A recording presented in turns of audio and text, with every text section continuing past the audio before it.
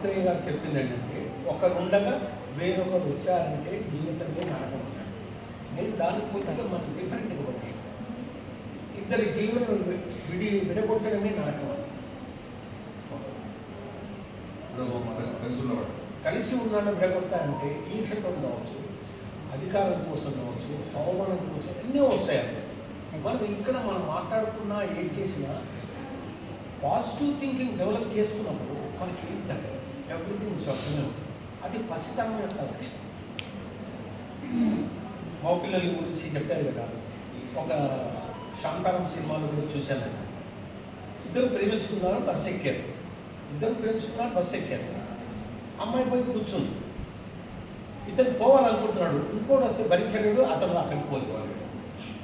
ఇది శాంతారం సినిమాలో నేను జాగ్రత్త. అంటే నేను అభినయము చేసేటప్పుడు భావంలోనికి పోవాలి, ఎక్స్ప్రెస్ చేయాలి. అది చాలా కష్టమైంది. అభినయం చేయడం అనేది దేవానందం ఇంకా వేరే ఉన్న మన జీవితంలో కూడా ఎంతో అభినయం చేస్తుంటాము. కానీ అక్కడ జరుగుతుందంటే లిప్ మూమెంట్తో చేస్తాం, నాదం చేయాలి. జీవిత సమస్యలే అటువంటి. మనం తిడతాం, సారీ చెప్పాం, తిట్టే అధికారం బట్టి తిట్టాం కాదు. ఆ ఆవేశంతో ఏదో మాత్రం అన్నా నేను అనవసరం తిట్టాను 10 మందిలో అని ఎంతమంది చెప్పుకుంటారు చెప్పాలి. అది ఈగో ప్రాబ్లం. భార్యాభర్తలు కూడా వచ్చి ఈగో ప్రాబ్లం ఇదే. నువ్వెంత ఇంత డబ్బులు ఇద్దరు సంపాదిస్తారు. ఇప్పుడు సమస్యలు ఎందుకు వస్తున్నాయి? ఇద్దరు సంపాదన వల్లనే వస్తున్నాయి. ఒక్క సంపాదన వల్ల ఏం కాదు, హాయిగా ఉంటాయి. భార్య సంపాదించిన మావాళ్ళు చాలా హాయిగా ఉంటారు. ఇద్దరు సంపాదించారనుకో ఆరాధన దగ్గర వస్తుంది. మా అమ్మ వాళ్ళు వచ్చారు, నువ్వు భోజనం పెట్టలేదు, కాఫీ లేదు. మా వాళ్ళు వచ్చారు, నువ్వు ఇచ్చేది. ఇవన్నీ నిత్య సమస్యలే. అయితే ఈ సమస్యను అందంగా చెప్పాలన్నప్పుడు తాను అనుభవించి భాషలో కొత్తదనం తీసుకొచ్చినప్పుడు అందరూ హాయిగా.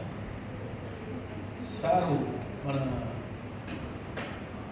హరిగారు ఎన్ని బొమ్మలు వేశాడు? 250 బొమ్మలు, 2500 బొమ్మలు వేశాడు ఆయన. ఆమె సహకారంతో లేదా అసలు ఆయన అన్నీ మర్చిపోతాడు, టక్ చేసేస్తాడు. వాళ్ళిద్దరూ చేపట్టి నేను నేర్చుకున్నది ఎక్కువ.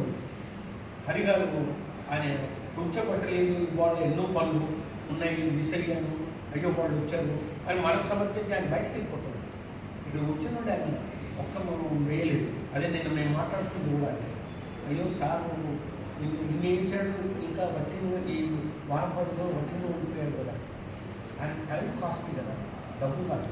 వర్క్ చేసామని ఇంతమంది నుంచి ఎంత బాగా చేసాము అనే ఒక్క మాట నుంచి ఎన్ని 100 గంటలు వేస్ట్ చేసి ఉంటాడు.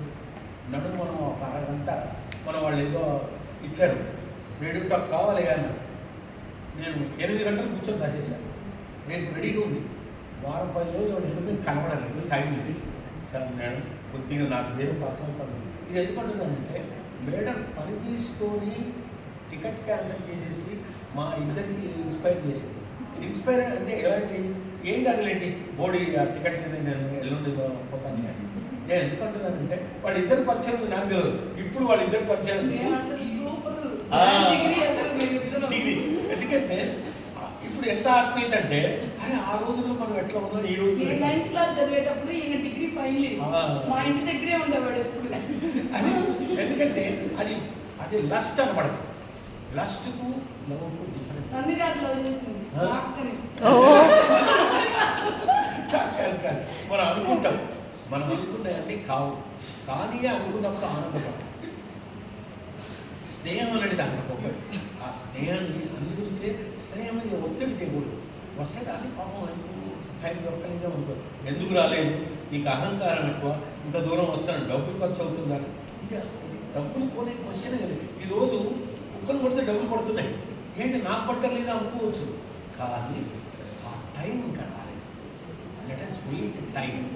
ఆ టైం కోసం వెయిట్ చేసిన ఆటోమేటిక్ మీకు డబ్బుల గురించి కాదు, అనంతమైన కీర్తి వచ్చి పడిపోతుంది. ఆ కీర్తి ఊరికే రాదు, కష్టపడితే this is no chance. Hard work లేని అనుకోలేదు ఏది. అమ్మా మనం ఇవాళ క్లోజ్ చేద్దాం, ఎందుకంటే చాలా దూరం వచ్చాము.